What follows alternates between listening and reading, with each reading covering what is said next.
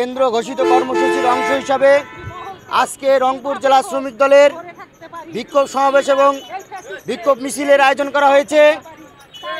তাই একটি কথা বলতে চাই, শহীদ প্রেসিডেন্ট জিয়াউর রহমানের যদি জন্ম না হতো বাংলাদেশ স্বাধীন হতো না।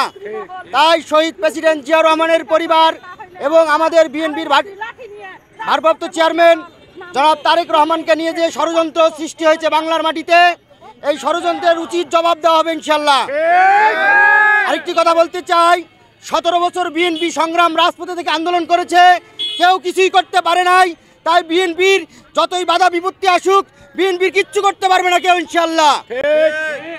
সংগ্রামী ভাইরা আমার, আজকে আপনারা দেখেন কিছু কুচুক্তি মহল, কিছু জুলুমবাজ মানুষ, কিছু অন্যায়কারী বাংলাদেশে বিএনপিকে ষড়যন্ত্র করে এই দেশ থেকে তারা পালিয়ে গিয়েছে।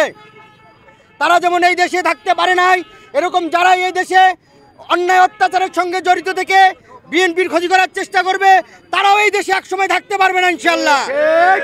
বাংলাদেশ জাতীয়তাবাদী দল বিএনপির বিরুদ্ধে ষড়যন্ত্রে লিপ্ত হয়েছে একটি কুচক্রী মহল।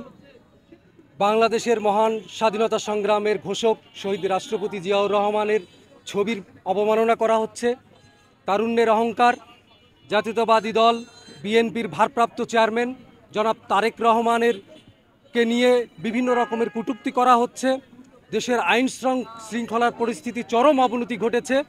বিএনপির বিরুদ্ধে সুনির্দিষ্টভাবে একটি মহল ষড়যন্ত্রে লিপ্ত হয়েছে। বিএনপির বিরুদ্ধে ষড়যন্ত্র মানেই গণতন্ত্রের বিরুদ্ধে ষড়যন্ত্র, বিএনপির বিরুদ্ধে ষড়যন্ত্র মানেই বাংলাদেশের বিরুদ্ধে ষড়যন্ত্র। এই ষড়যন্ত্রের বিরুদ্ধে আমরা রাজপথে নেমেছি। আমরা অতীতে যেমন বিএনপি রাজপথে ছিল, বর্তমানেও রাজপথে আছে।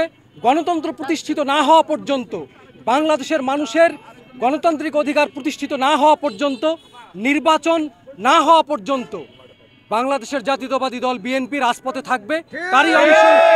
তারই অংশ হিসাবে জাতীয়তাবাদী শ্রমিক দল রংপুর জেলা শাখা আজকে এই বিক্ষোভ সমাবেশের আয়োজন করেছে।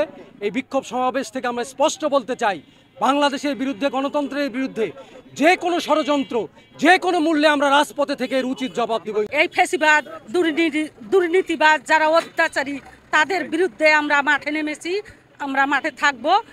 আর এরপর যদি এর চেয়ে বড় ধরনের কিছু করার চেষ্টা করে, আমরা মহিলা দল, যুব দল, ছাত্র দল, কৃষক দল, শ্রমিক দল সবাই রাজপথে আড়াই হাতি লাঠি নিয়ে 5ই আগস্ট যেটা হয়েছে করে দেব, দেখে দেব।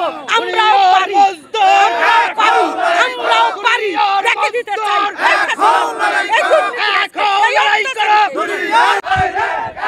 শ্রমিক দলের অ্যাকশন, রংপুর জেলার অ্যাকশন, লড়াই লড়াই লড়াই চাই।